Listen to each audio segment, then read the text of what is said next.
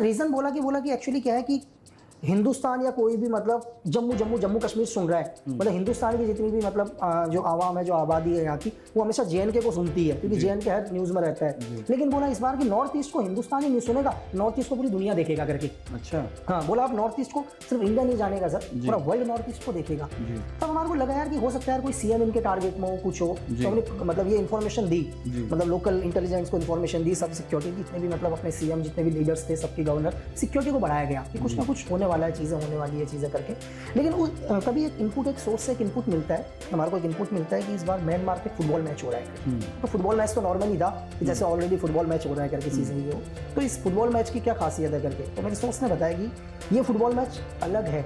ये football match एक ordinary आदमी के बीच, मतलब नॉर्मल लोगों के बीच में नहीं है। इसमें कई टेररिज्म ग्रुप आपस में गेम खेल रहे हैं। अच्छा। तो पहली बात ना, कुछ टेररिज्म ग्रुप एक साइड है, कुछ टेररिज्म ग्रुप एक साइड है, और ये म्यांमार जो गवर्नमेंट है, वहाँ की आर्मी, वो एक मैच करा रही है करके। तो बड़ा लॉक था, सरप्राइज था, चीज़ें थी। लेकिन इस फुटबॉल मैच के बारे में पता कैसे करें करके, तो जो भी मेरी एक कलीग थी, तो ठीक है, उसको एज ए जर्नलिस्ट की कवर आईडी भेज के म्यांमार भेजा गया। उसने इस पूरे मैच को कवर किया। चीज़ें आपकी इंटेलिजेंस एजेंसी की एक मेंबर थी जो एक कवर आईडी लेके म्यांमार। तो बॉर्डर से कितना दूर था ये सर? जस्ट अपने जो अपने मणिपुर का बॉर्डर क्रॉस करने के बाद लगभग 45 किलोमीटर। इन ग्रुप्स को भी मिल गई थी, अम्ब्रेला ग्रुप को भी। इस अम्ब्रेला का जो ग्रुप का जो इन्होंने नाम रखा था सर, इसका नाम रखा था इन्होंने United nation liberation front western south east Asia. अच्छा। ये ग्रुप का नाम, ये जो पूरे 8 ग्रुप को मिलकर ये एक नाम बना था। ठीक है। इसको जो ग्राउंड पर जो लीड कर रहा था वो उल्फा कर रहा था। ठीक है। और उसके जो मेन चेयरमैन बने थे इस ग्रुप के, बाबा खपलांग बने थे। तो अब इन ग्रुपों का एक ही काम था, उल्फा और NACN-K। ठीक है, ये 2 पावरफुल ग्रुप थे। ये दोनों ग्रुप क्या करते हैं, नॉर्थ ईस्ट के अंदर ऑपरेशन करते, जो ज़्यादा मतलब कैजुअलिटी देता वो ग्रुप नॉर्थ ईस्ट को पूरा का पूरा क्या करता, नॉर्थ ईस्ट को वो कंट्रोल करता। इनकी शर्त ये थी, और इनको पूरा का पूरा जो बैकअप था, इनडायरेक्ट तरीके से पूरा फंड का बैकअप, वेपन्स का बैकअप पूरा का पूरा चाइना का था। और एक जगह इनके पास सेफ जगह जो थी, म्यांमार के पास सेफ जगह थी। अब लेकिन यहाँ भी इंडिया के अंदर जो भी है 3 core commander, chief of army staff के थ्रू सब मतलब इंडियन आर्मी को सब पता चल चुका है कि नॉर्थ ईस्ट के अंदर कुछ होने वाला है करके। ठीक है, जब तक इस अम्ब्रेला को ना तोड़ा जाए करके, तब सब अलर्ट मोड में रहेंगे। अब ये बात इंसर्जेंट को भी पता चल गया, इन म्यांमार में इन लोगों को भी पता चल गया कि भाई इंडियन आर्मी मतलब बिल्कुल अलर्ट मूड पर आ चुकी है। लेकिन इनको किसी भी कीमत पर चाइना का कंटिन्यू इनके ऊपर प्रेशर था, क्योंकि चाइना बहुत मोटा इन्वेस्ट कर चुका था इस चीज़ पर। ठीक है, क्योंकि चाइना ने पहले 8 ग्रुपों को जोड़ा, चीज़ें करी, वेपन दिया, फंडिंग दी, एवरीथिंग। तो चाइना किसी भी कीमत में बैकफुट में नहीं आना चाहता था, क्योंकि उसको एक पॉलिसी को तोड़ना था इस गवर्नमेंट की। तो तभी क्या होता है, अपनी 4 जून का दिन आता है। 4 जून को इन्हीं लोगों को एक इन्फॉर्मेशन मिलती है कि एक 6 डोगरा रेजिमेंट वो अपने कुछ फ्यूल के साथ मूव कर रही है करके गाड़ी के अंदर। तो इनको लगा, इन्होंने एक प्लान किया जल्दी से, अगर कि मतलब अगर हम इस फ्यूल मतलब गाड़ी के ऊपर पेट्रोल वगैरह भी होंगे गाड़ी के अंदर, अगर हम इस पर अटैक करेंगे तो कैजुअलिटी ज़्यादा होगी। तो ये कम से कम लगभग 30 लोग आए ग्राउंड पर। NM संग नाम का एक कर्नल, सेल्फ कर्नल इन चीज़ करना। तो उससे मैंने बात करी, तो बात करने के बाद उसने बोला यार देख क्या कहते हैं लकी, अगर तेरा पर्सनल है तो तू, तेरा कोई पर्सनल मैटर हो तो कभी भी। अब मेरा पर्सनल क्या, मैंने कहा पर्सनली समझ ले, मैंने कहा समझ ले या है।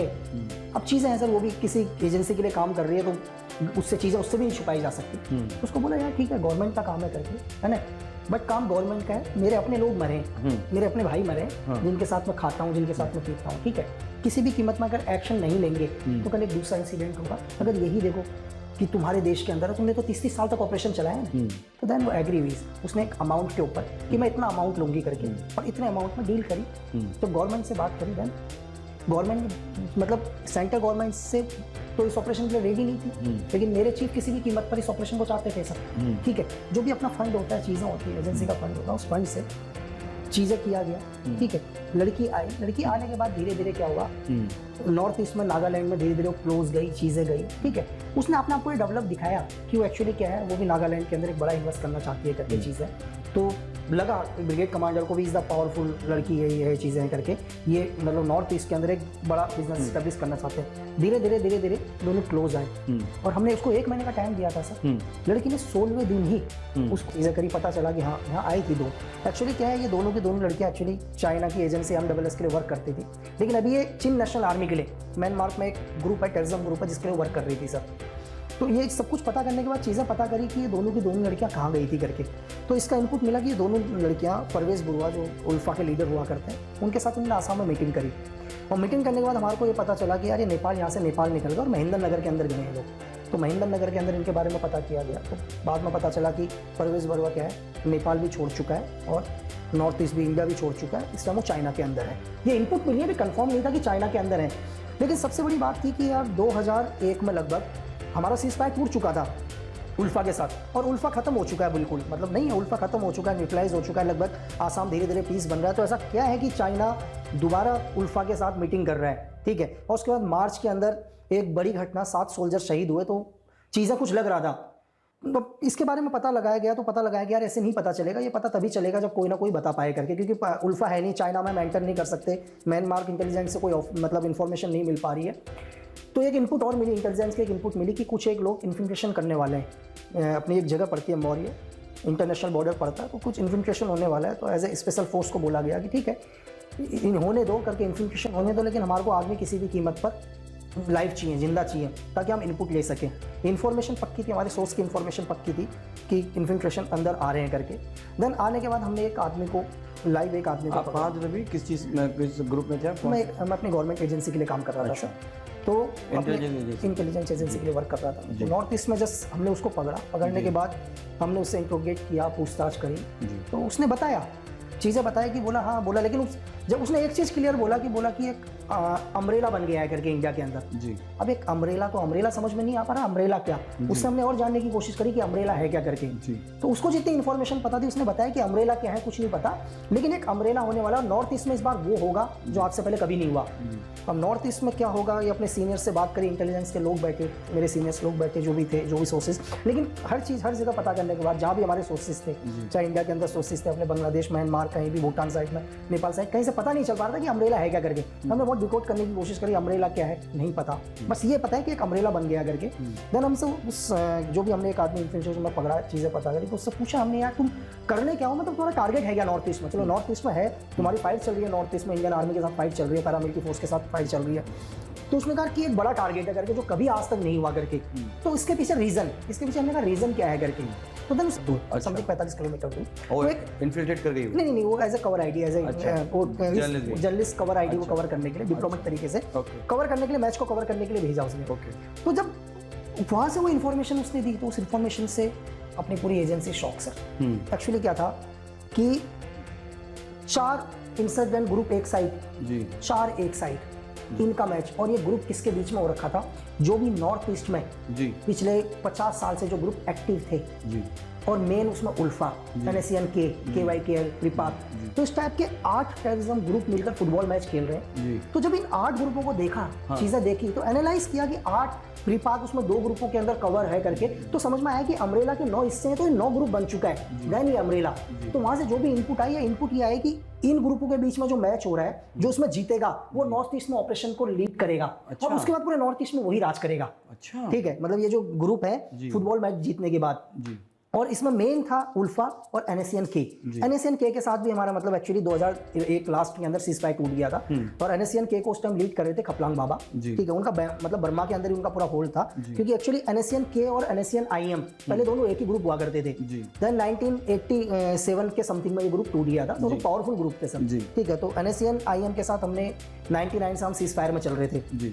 अब जब ये चीज़ पता चला कि यार ये ग्रुप हो गए, अम्ब्रेला ये बन गया, तो तब भी ये समझ में नहीं आ रहा था यार कि मतलब इनका टारगेट क्या है। और एक्चुअली क्या है, बर्मा के अंदर हम मतलब अपना म्यांमार के अंदर हम लोग क्या मतलब डायरेक्ट हम लोग इंटरफेयर नहीं कर सकते थे, क्योंकि म्यांमार गवर्नमेंट के साथ उनका सीज़फायर है। अब लेकिन ये तो समझ में आ गया कि अम्ब्रेला क्या है, समझ में नहीं आ रहा टारगेट क्या है करके, ठीक है। तो एक्चुअली एक इनपुट और मिलता है मेरे को, एक इनपुट मिलता है कि अपने क्या कहते हैं, एक्चुअली नागालैंड में एक NSCN के एक बड़े लीडर हैं, उनकी वाइफ वहाँ रहती है, आप उनको ट्रैक करो करके।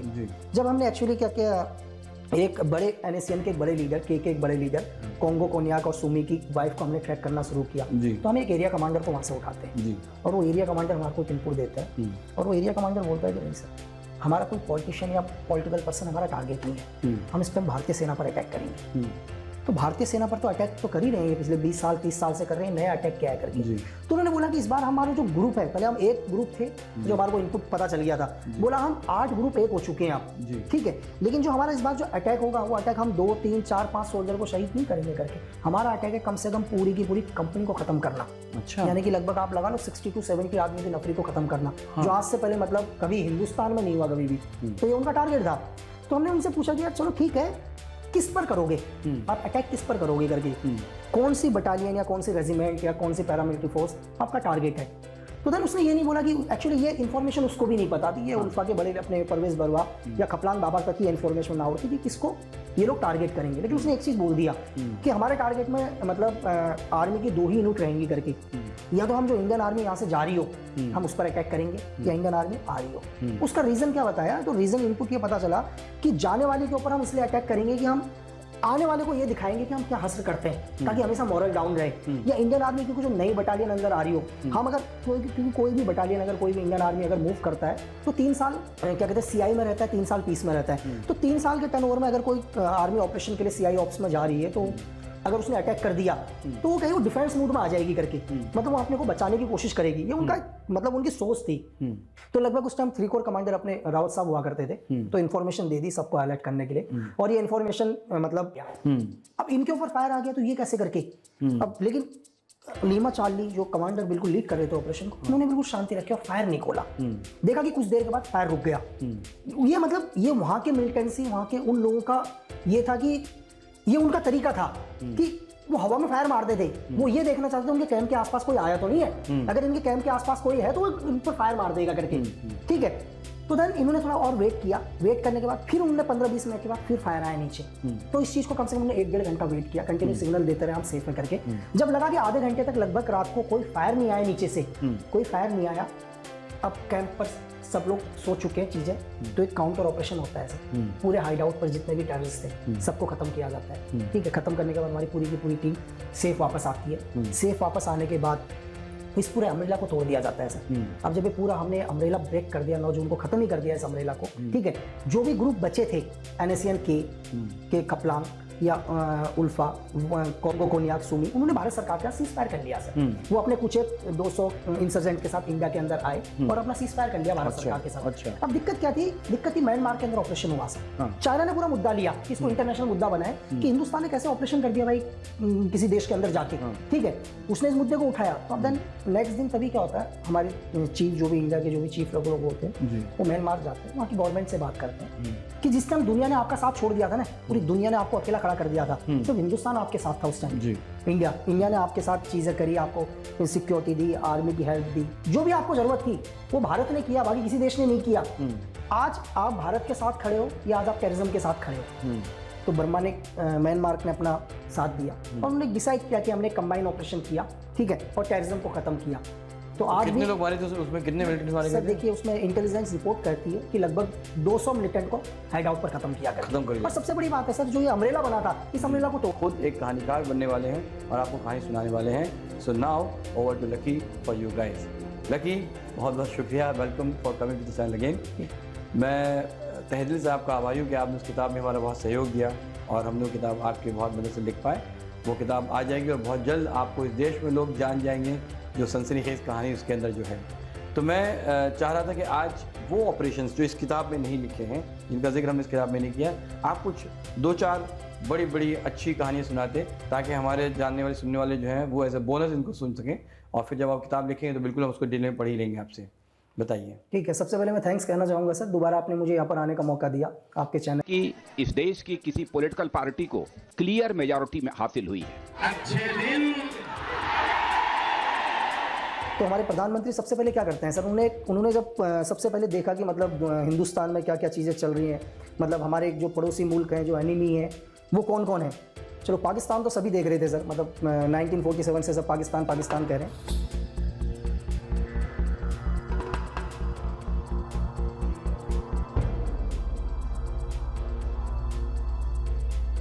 तो गवर्नमेंट देखते हैं कि पाकिस्तान से भी हमारा मतलब एक बड़ा एनिमी चाइना, ठीक है।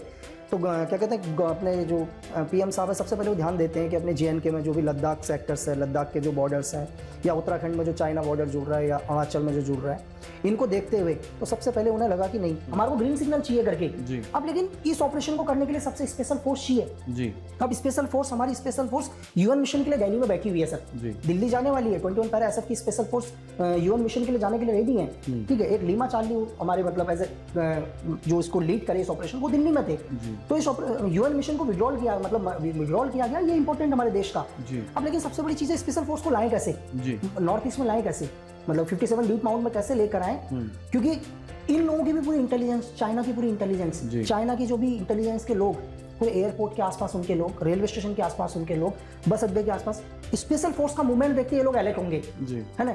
अब स्पेशल फोर्स को कैसे लाया जाए, तो फिर दोबारा से डिसाइड करते हैं कि यार स्पेशल फोर्स को यहाँ तक लाने का एक ही तरीका, उस टाइम बिहार रेजिमेंट का मूवमेंट चल रहा, 13 बिहार रेजिमेंट, जी, क्यों ना हम स्पेशल फोर्स को 13 बिहार रेजिमेंट के कपड़े पहना दें। जी, एक मतलब चाइना की इंटेलिजेंस को और इनकी इंटेलिजेंस को पता चलेगा कि आर्मी का रूटीन मूवमेंट है करके 13 बिहार रेजिमेंट मूव कर रही है। तो एसएफ को 13 बिहार रेजिमेंट के कपड़े वगैरह पहना के 57 डीप माउंट तक लेके आया जाता है। और डीप माउंट के अंदर एक ऑपरेशन प्लान होता है और ये आता है 9 जून का दिन। अब ऑपरेशन क्या था सर कि हिंदुस्तान की एलओसी को क्रॉस करके लगभग 18 किलोमीटर और 22 किलोमीटर जाके अंदर एक हाइड आउट पर ऑपरेशन करना है। अब दिक्कत है कि ऑपरेशन तो करेंगे, लेकिन जैसे आप एलओसी क्रॉस करोगे आप अपने सारे रेडियो सिग्नल वगैरह भी बंद करोगे सर, क्योंकि अगर आपकी इनपुट अगर म्यांमार आर्मी को मिल गई तो दिक्कत है। बाकी हमारी पूरी मतलब एयरफोर्स वगैरह सब अलर्ट पर है ना, लेकिन भी अपना थोड़ा बहुत टाइम होता है, अपने घरों से दूर है आर्मी, 6-6 महीने में अपने घर जा रही है, चीज़ें कर रही है सीआई ऑप्स में, तो थोड़ा सा जब टाइम मिलता है तो अगले कोई कैरम खेल लिया, वॉलीबॉल खेल लिया, वो नॉर्मल तरीके से खेल रहे हैं सर अपने, ठीक है, क्योंकि उन लोगों को भी रिलैक्स फील करना है, चीज़ें करनी है, क्योंकि परिवार की हालत में, वो की हालत में, ताकि उनका माइंड सही रहे और फिजिक भी सही रहे। तो नॉर्मल तरीके से सिखलाई रेजिमेंट के भी लोग कैरम खेल रहे थे जी। तो नजदीक से क्या हुआ सर, एनएससीएन के ग्रुप ने आकर KYKL के साथ मिलकर कैंप कंपनी के अंदर घुसे और खेलते हुए सोल्जर के ऊपर फायर मारा sir. On the spot 5 soldier शहीद कर दिए सर। अच्छा, ठीक है। और एक्चुअली उस टाइम गवर्नमेंट यूपीए की गवर्नमेंट थी। जब इंटेलिजेंस ने बताया इस पूरे ऑपरेशन के बारे में यूपीए गवर्नमेंट को, तो उन्होंने बोला नहीं भाई एनएससीएन के साथ हमारा सीज फायर चल रहा है करके, चीजें चल रहा है, एनएससीएन के साथ सीज फायर चल रहा है, ये चल रहा है। आप किसी भी सीज, और एक्चुअली क्या है सर, सीज फायर चल रहा है तो भारत सरकार के भी उनके साथ कुछ टर्म्स एंड कंडीशन है, तो डायरेक्ट तरीके से कहीं भी ये प्रूफ नहीं कर पाए हम लोग कि एनएससीएन का ही हाथ है इसमें, ठीक है। लेकिन फिर भी सोल्जर शहीद हुए हैं सर। अगर हम एक एक्शन नहीं लेंगे तो मॉरल पर बहुत असर पड़ेगा, सोल्जर के मॉरल पर बहुत असर पड़ेगा कि हम लोग मतलब हमारे साथ वाले हमारे भाई हमारे कैंप के अंदर आके मार के चले गए, हम कोई एक्शन नहीं ले रहे। तो देन एक इनपुट मिलता है कि यार ठीक है, एनएससीएन का एक ब्रिगेड कमांडर है, उस टाइम सेनापति के अंदर है, ठीक है, इनपुट क्लियर हो गया। यहाँ से जो भी इन्फिल्ट्रेशन जो भी चीज़ें हो रही है, मतलब क्यों नॉर्थ ईस्ट डेवलप नहीं हो पा रहा, चीज़ें क्या हो रही हैं, कौन वहाँ के एनिमी या वहाँ के टेररिज्म को सपोर्ट कर रहा है, तो इन सबको देखते हुए इस गवर्नमेंट ने सबसे पहले क्या किया सर, अपने जो पिछले गवर्नमेंट ने एक पॉलिसी लागू करी थी, उन्होंने लुक एक्ट पॉलिसी को सबसे पहले चेंज किया। बोला अब देखने से काम नहीं चलेगा भाई, अब इस पॉलिसी को एक्ट ईस्ट पॉलिसी में कन्वर्ट किया। अब जब इस गवर्नमेंट ने एक्ट ईस्ट पॉलिसी को लागू किया, यानी लुक ईस्ट को एक्ट ईस्ट में चेंज कर दिया इस गवर्नमेंट ने कि नहीं होगा अब देखने से काम, भाई अब हमारे को एक्शन करना पड़ेगा, काम करना पड़ेगा, क्योंकि हम बहुत सालों से देख रहे हैं, 70 सालों से देख रहे हैं, कुछ नहीं हो रहा है। लेकिन जैसे ये पॉलिसी लागू होती है तो इससे सबसे ज्यादा प्रेशर पड़ता है चाइना के ऊपर, क्योंकि चाइना का चाहे बिजनेस लो, कोई भी चीज लो, हम साउथ ईस्ट एशिया मिडिल देशों के साथ हम कंटिन्यू वर्क कर रहे थे, चीजें कर रहे थे। अब यहाँ पर चाइना डायरेक्ट हमारे ऊपर मतलब ऐसा, हम गलत नहीं कर रहे हैं कुछ भी, हम अपना बिजनेस कर रहे हैं, चीज़ें कर रहे हैं, हम अपने जितने भी LOC है उनको कवर कर रहे हैं। तो लेकिन चाइना ने चीज़ें देखा कि नहीं यार ऐसा नहीं होगा, लेकिन कुछ ना कुछ तो है कि इस पॉलिसी को रोका जाए, क्या करा जाए। तो उसने ये देखा कि नॉर्थ ईस्ट में जो भी अभी जो भी इंसर्जेंट जो भी ग्रुप्स हैं, इसमें से बहुत सारे ग्रुप्स हैं जिनके साथ पिछली गवर्नमेंट भी और ये गवर्नमेंट भी सीज फायर के साथ चल रही थी चीज़ें, लेकिन कुछ ग्रुप मतलब बहुत कमज़ोर हो गए थे, ग्रुप कमज़ोर हो गए। तो चाइना की नज़र पड़ी उन ग्रुप्स के ऊपर जो नॉर्थ ईस्ट में कम से कम कई टाइम से जो बिल्कुल न्यूट्रलाइज हैं, कुछ नहीं कर रहे हैं। तो चाइना ने भी क्या किया, अपनी एजेंसी के थ्रू या कुछ एक दूसरी एजेंसी के साथ मिलकर इन ग्रुप्स को एक्टिव करना शुरू किया। तो कि कैसे इन ग्रुप को एक्टिव किया जाए, तो तभी एक इन्फॉर्मेशन आती है, ये लगभग 2015 में एक इन्फॉर्मेशन मिलती है एजेंसी को हमारे को कि यार सेनापति में ब्रिगेड कमांडर रह रहा है चीज़ है। लेकिन जब गवर्नमेंट को इन्फॉर्मेशन दी तो यूपीए गवर्नमेंट ने मना कर दिया, भाई नहीं होगा ऑपरेशन करके। अब सब, लेकिन किसी भी कीमत पर इंटेलिजेंस को क्या करना था सर, इस ब्रिगेड कमांडर को तो खत्म करना ही करना था, एनएससीएन के ब्रिगेड कमांडर को। अब ब्रिगेड कमांडर को कैसे खत्म करें चीजें, अब इंडिया के अंदर खत्म नहीं कर सकते क्योंकि सीज फायर चल रहा है गवर्नमेंट के साथ, 1999 से सीज फायर चल रहा है, ठीक है। एक ब्रिगेड कमांडर को इंडिया के अंदर खत्म करने का मतलब है सर कि हजारों लोगों की जान खतरे में डालना, क्योंकि अगर उनके ब्रिगेड कमांडर को यहाँ कुछ भी होता है, कुछ भी, सीज फायर टूट जाएगा सर, ठीक है। और एक ब्रिगेड कमांडर के चक्कर में हम हजारों लोगों की जान खतरे में नहीं डाल सकते सर, चाहे आर्मी हो चाहे सिविलियन हो, ठीक है। पहला टास्क था उस ब्रिगेड कमांडर को हिंदुस्तान से बाहर ले जाना, अब उसको इंडिया से बाहर कैसे ले जाए, ये बड़ा टास्क था। लेकिन धीरे धीरे ब्रिगेड कमांडर के बारे में पता करी, चीज़ें पता करी, तो उसको शौक था, मतलब अलग अलग चीज़ें था, ठीक है। ड्रग में भी इन्वॉल्व था, गर्ल्स में भी वो इन्वॉल्व था, ठीक है। उसकी कमजोरियां हमने पता करी सबसे पहले। अब सबसे पहले क्या है कि, लेकिन उसकी एक चीज खासियत थी, इंडियन लड़की के साथ तो बात ही नहीं करना उसने, ठीक है। इंडियन लड़की का किसी भी कीमत में बात नहीं करेगा ना, इंडियन लड़की उसके नजदीक जा सकती है सर, ठीक है। क्योंकि कहीं ना कहीं इंटेलिजेंस या किसी भी चीज की ये प्लानिंग हो, चीज हो, वो भी अपना एक ब्रिगेड कमांडर पिछले 30 साल से एक एनएससीएन का ब्रिगेड कमांडर बैठा हुआ है, तो इतना तो है। तो इसके लिए प्लान किया। देन मेरे अपनी एक मेरे ट्रेनिंग मेट के कुछ एक लोग थे, जैसे मुसाद वगैरह कैसे काम करते हैं, चीज़ें कैसे काम करते हैं। तो इजराइल की एक मेरी फ्रेंड थी जो कई टाइम से मुसाद के लिए वर्क करती थी जी। तो मैंने उसको पर्सनली उससे बात करी। मेरे सीनियर्स लोगों ने बोला अपने सोर्स, मैंने कहा सर वो है और वो लिया ही इसको बाहर करके, क्योंकि उसने बहुत ऑपरेशन किए हैं मुसाद के लिए, उसने बहुत ऑपरेशन करे हैं। तो बोला बात करो। मैंने कहा डेफिनेटली 1 मंथ के अंदर सर वो लेके आ जाएगी, उसका काम ही है इसको दिया। अच्छा। उसके बाद नॉर्थ ईस्ट में अभी तक कोई भी इंडियन आर्मी के ऊपर कोई कार्रवाई नहीं हुई सर। अच्छा। अगर इस ऑपरेशन को नहीं करते, उनके घर में घुसकर नहीं करते, देन वो अगला ऑपरेशन प्लान कर रहे थे। ठीक है, अगर चाइना के मतलब इस माइंड को नहीं तोड़ा जाता तो चाइना पूरे नॉर्थ ईस्ट के अंदर इंसर्जेंट फैला रहा था सर। हम कैसे आगे जाते, हम अपने मतलब देश को, मतलब आज हिंदुस्तान एक पावरफुल देश बन रहा है, हम उस पर जाएं, हम सिर्फ नॉर्थ ईस्ट को देखें सर, वहां की मिलिटेंसी को खत्म करें करके। ठीक है, इस अम्ब्रेला का ब्रेक करना बहुत जरूरी था कि कैसे ये अम्ब्रेला तोड़ा। एक इंटेलिजेंस ने अपना मतलब कैसे प्लान किया, कैसे चीज करी, कैसे अम्ब्रेला क्या है उसका पता किया, वहाँ की लोकेशंस के बारे में पता किया, वहाँ के जीआर के बारे में पता किया। ठीक है, कि कौन से ग्रीक रेफरेंस पर हैं वो, उनके सपोर्ट कौन कर रहा है, उनके फाइनेंस कौन कर रहा है, ये डिटेलिंग में जो मैंने आपको एक छोटा सा मतलब एक ब्रीफ किया इस ऑपरेशन का सर। जी। तो ये थी आपकी कहानी हॉट परस्यूट। ये हॉट परस्यूट। और ऐसी कौन सी कहानी है जो आपको लग रहा है इंटरेस्टिंग, उसमें आपकी किताब में होगी? नहीं सर, कहानियाँ बहुत, हम अगली कौन सी कहानी मैं आपको बताता हूँ, बस आपको अगली कहानी ब्रीफ करता हूँ जी। ठीक है, तो अगली कहानी मैं आपको थोड़ा बताता हूँ। एक्चुअली क्या हुआ सर, अगर आप 2007 में आते हैं, 2007 के अंदर क्या हुआ actually, Sikh regiment north east के अंदर मूव थी सर जी। तो सिख रेजिमेंट के कुछ एक सोल्जर्स क्या कर रहे थे, नॉर्मली तरीके से देखो सर, अगर कोई भी आदमी सीआई में रह रहा है, ये रह रहा है, देखो उनके पास यहाँ के जैसे गेम्स तो है नहीं कि एंजॉय करें, चीज़ें करें, है ना। वो बेचारे जो हम एलओसी को क्रॉस नहीं कर सकती हमारी कोई भी चीज़, तो यहाँ से हमारी 2 टीमें मूव करती हैं। तो लीमा चार्ली जो इसको लीड कर रहे थे, उनको एक इनपुट दिया गया कि आप जैसे ही एलओसी क्रॉस करोगे तो आप सिर्फ थोड़ी देर के लिए रेडियो सेट ऑन करोगे माइक्रो सेकंड के लिए, ताकि हमें पता चलेगा कि हमारी टीम सेफ है करके, और आप हर 15 मिनट के बाद हमें सिग्नल दोगे। तो देन ऐसे ही होता है, यहाँ से टीम मूव करती है, लगभग हमारी पूरे स्पेशल फोर्स के एक टीम मूव करती है 30 स्पेशल फोर्स के 3 बंदों के साथ। ये जैसे ही म्यांमार के अंदर एंटर करते हैं तो बिल्कुल इनका ऑपरेशन प्लान था कि हम लगभग 12 बजे के समथिंग ऑपरेशन करेंगे।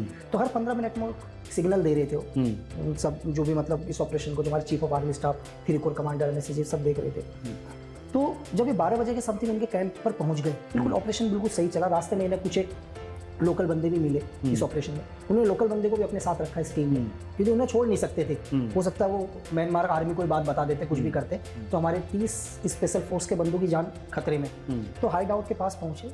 अब जैसे क्या होता है कि, लेकिन इस ऑपरेशन में एक चीज क्लियर था सर, एक बात हिदायत दी गई थी कि जब तक हमारे लीमा चार्ली का पहला फायर नहीं निकलेगा, कोई फायर नहीं करेगा, चाहे कुछ भी हो जाए। अब ये कैसे पता चले कि यार पहला फायर रात को 12 बजे लीमा चार्ली का है या किसी और का है, क्योंकि फायर तो फायर है। तो देन हमारे जो लीमा चार्ली ने अपने राउंड पर, अपने जो मैगजीन थी, मैगजीन में ऊपर के 5-10 राउंड ट्रेसर राउंड भर दिए। ट्रेसर राउंड ये एक्चुअली जब भी रात के टाइम हम लोग कोई ऑपरेशन करते हैं, हमें टारगेट दिखाना होता है, तो हम एक फायर मारते हैं, तो ट्रेसर राउंड हमारे को रोशनी देते हुए निकलता है। तो जो पहला अंदर रोशनी देते हुए अगर कोई राउंड निकला तो समझ गो कि लीमा चार्ली का फायर है करके। लेकिन जैसे 12 बजने वाले होते हैं, क्या देखते हैं कि रात के ऊपर, इन्हीं के ऊपर फायर आ गया। 2015 की बात, 2015 की बात, 4 जून। आज जो है 8 साल हो गए, ये जून के महीने में। बिल्कुल। अच्छा। तो पहली बार मतलब 18 आदमी शहीद होना जी। अब इससे पूरे हिंदुस्तान का ही ध्यान नॉर्थ ईस्ट में नहीं गया सर, पूरी दुनिया का ध्यान नॉर्थ ईस्ट में हुआ। अच्छा। कि नॉर्थ ईस्ट में क्या हो रहा है करके इंडिया। अच्छा। लेकिन किसी भी कीमत पर गवर्नमेंट को इसका रिएक्शन लेना था सर जी। एक काउंटर एक्शन करना था जी। हमारे चीफ ने म्यांमार गवर्नमेंट से बात करी, वहाँ के चीफ ऑफ आर्मी स्टाफ से बात करी, ठीक है, क्योंकि हमारे को एक और इनपुट मिला कि अभी नहीं रुकेंगे करके, कि डेफिनेटली 15 दिन के अंदर दोबारा इनका बड़ा एक्शन दोबारा है करके, ठीक है, और पूरा चाइना का सपोर्ट है, इसके पीछे एक्शन करेंगे दोबारा। लेकिन म्यांमार गवर्नमेंट से जब बात करी तो म्यांमार गवर्नमेंट ने बोल दिया कि नहीं भाई, हमारा सीज फायर चल रहा है, हम कोई एक्शन नहीं ले सकते उनके ऊपर, क्योंकि म्यांमार में हमारे को उनके बेस के जो भी उनके कैंप, जिस 2 कैंप पर हाइड आउट बनाकर रह रहे थे, उनका बेस था, दोनों कैंप की इन्फॉर्मेशन थी हमारे पास। म्यांमार गवर्नमेंट को भी बोला, लेकिन जैसे हमारे देश के अंदर हमारे ग्रुप्स के साथ हमारा सीज फायर चल रहा है, तो म्यांमार गवर्नमेंट ने बोल दिया कि हमारा सीज फायर चल रहा है करके।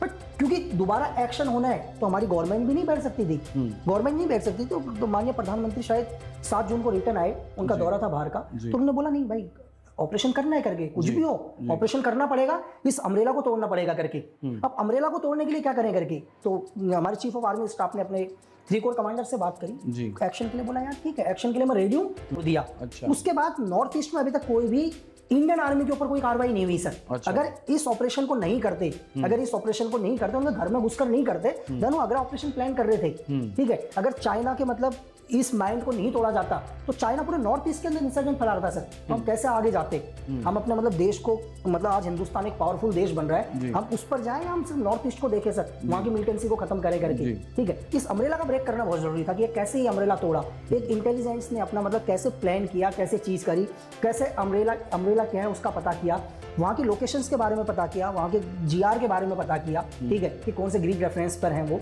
उनके सपोर्ट कौन कर रहा है, उनके फाइनेंस कौन कर रहा है। तो ये इन्फॉर्मेशन सबसे पहले एक आसाम पुलिस के एक सीनियर इंस्पेक्टर को मिला। तो उन्होंने नॉर्मली उनको एक इन्फॉर्मेशन मिलती है कि मणि मतलब चाइना से मतलब ये म्यांमार होते 2 लड़कियाँ नॉर्थ ईस्ट में एंटर हुई हैं जी। तो जब उनके नॉर्मल मतलब लोकल इनपुट मिला, लोकल पुलिस की इंटेलिजेंस को इनपुट मिला, उन्होंने आईबी को इनपुट दिया और ऊपर अदर एजेंसी को इनपुट दिया। लेकिन इन्फिल्ट्रेशन है, चीज़ें नॉर्मल है, बहुत होती है चीज़ें हैं, तो इस चीज़ पर इतना डिले नहीं हुआ, चीज़ें चली, चलो इन्फिल्ट्रेशन होती है, चीज़ें हैं। लेकिन अचानक सबका ध्यान जब जाता है दोबारा से, अचानक क्या होता है, मार्च के अंदर इंसर्जेंट एक अटैक करते हैं असम राइफल्स के ऊपर, उसमें 7 सोल्जर शहीद हो जाते हैं नागा टीए के साथ जी। तब दोबारा इंटेलिजेंस दोबारा जगता है, चीज़ें होती हैं। अब चीज़ें होने के बाद क्या एक्चुअली जस्ट 2015 में भी मैं रिलीज़ हुआ था, उसी टाइम बाहर ही आ रखा था अपना चीज़ें, तो मैंने बहुत टाइम अपना नॉर्थ ईस्ट को बहुत टाइम दिया, म्यांमार को बहुत टाइम। उन ऑडियंस को बताइए ना कहाँ से रिलीज हुए थे, जब कह रहे रिलीज हुआ था, शायद जो नए लोग होंगे उनको नहीं पता होगा कहाँ से। एक्चुअली 2015 में जस्ट मार्च के अंदर 2015 मार्च को मुझे जेल से रिलीज़ किया गया बेल पर, क्योंकि एक्चुअली मेरे ऊपर 2 डबल मर्डर केस चल रहे थे, तो मुझे जेल से बेल आउट किया गया जी।